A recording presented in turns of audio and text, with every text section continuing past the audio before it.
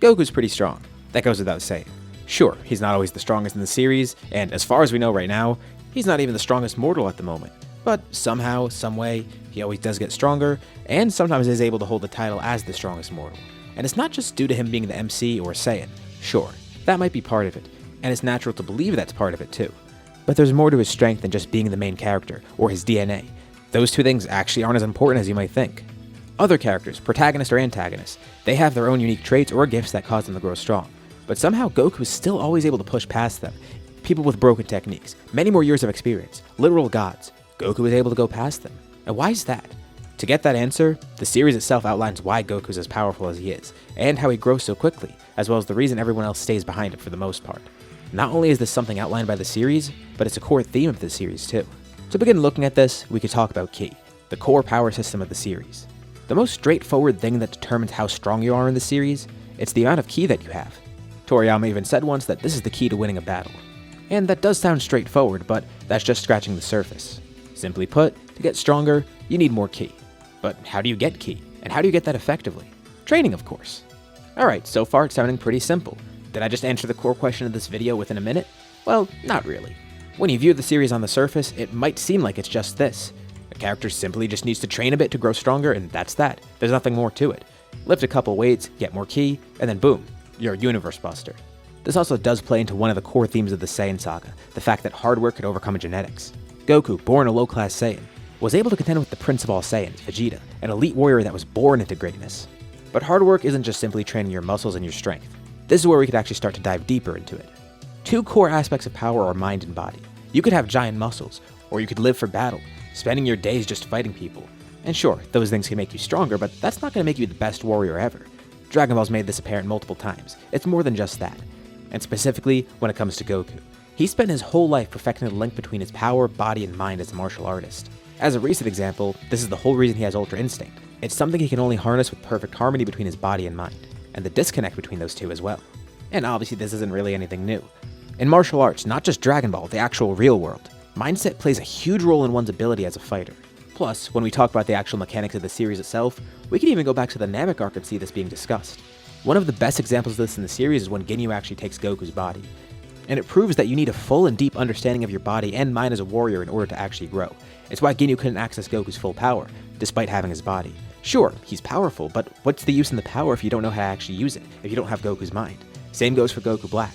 He didn't grasp this at first, and he was briefly bested by Vegeta because of it. He didn't have that harmony between body and mind. Despite his insane growth and all the martial arts knowledge that Zamasu had, at the end of the day, the body still wasn't his. And even with how crazy his growth was in general, this still probably inhibited his potential somewhat.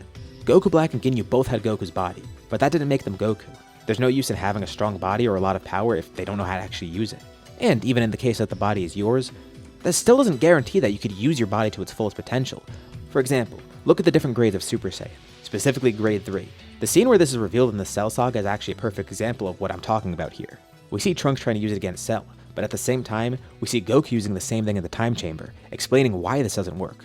Yes, this form does give you a lot of raw power, but there's no use in it because you're focused purely on power, you're sacrificing your speed, and you're focusing too much on just one thing.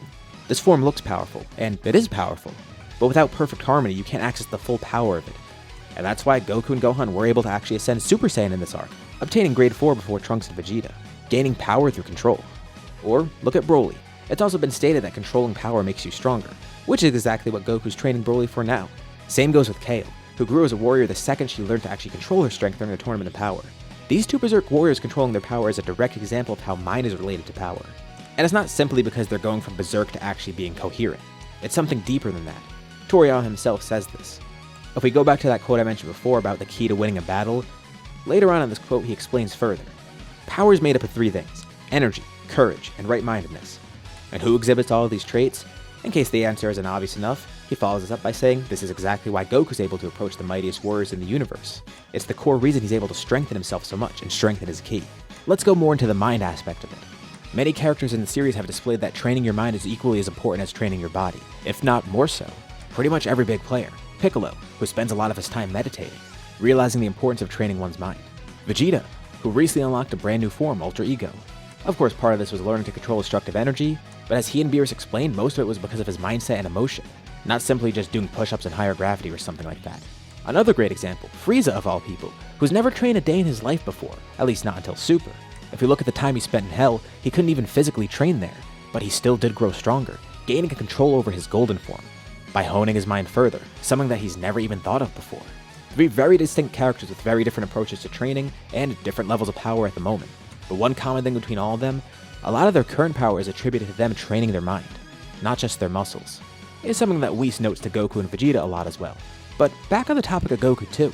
At the end of the Granola arc, we see Goku attempt to evolve himself again, seemingly by going backwards.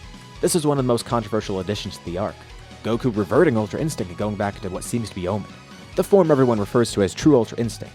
Why would Goku go to a lower form if he wants to grow stronger? Goku himself explains it to Gas. Yeah, emptying your mind for Ultra Instinct, it can be a very effective tactic. It's how he unlocked it in the first place and is able to transform at will. But instead of getting rid of all those emotions, have them work in your favor. Being perfectly in tune with yourself and emotions can actually draw out more strength apparently. Sure, on a surface level it might seem like he's just going backwards, but the whole point of it is that while Ultra Instinct is great as is, he can't constantly use it. He has to be in a completely emotionless state to actually do so. While with Omen, emotions can work with his favor and won't interrupt the form either. Toyotaro even states that this is the case. Whis is using it 24/7, and Goku wants to be able to get to that level.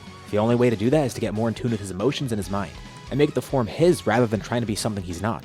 As it is now, Goku could only use the white-haired Ultra Instinct by just not thinking, and essentially having no emotion. And sure, it seems strange to change this. We've been told since the Tournament of Power that this is the key to Ultra Instinct. But as I was researching for this brief essay, as someone who wasn't really too fond of it before, now looking at it like this, I realized that this actually kind of works for him. Think of it like this. When you think of Goku, what do you think of him as a character? His personality specifically, the way he fights, the way he thinks and everything. Ultra Instinct might come to mind for you, but the way Goku acts in this form isn't who he is. Goku isn't an emotionless person. On a similar note, think of Super Saiyan. Initially, to unlock this form, immense anger was the catalyst to push him to this. And while Goku does have rage moments in the series, he's not always an angry person. He's the exact opposite. He's pure-hearted and easygoing. Just like he made Super Saiyan work better for him by training his mind, he's doing the same here with Ultra Instinct.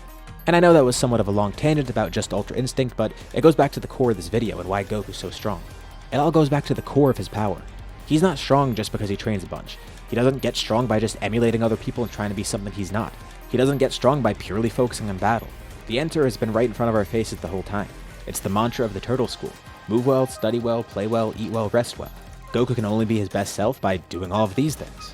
And it's not just him, it's everyone in the series.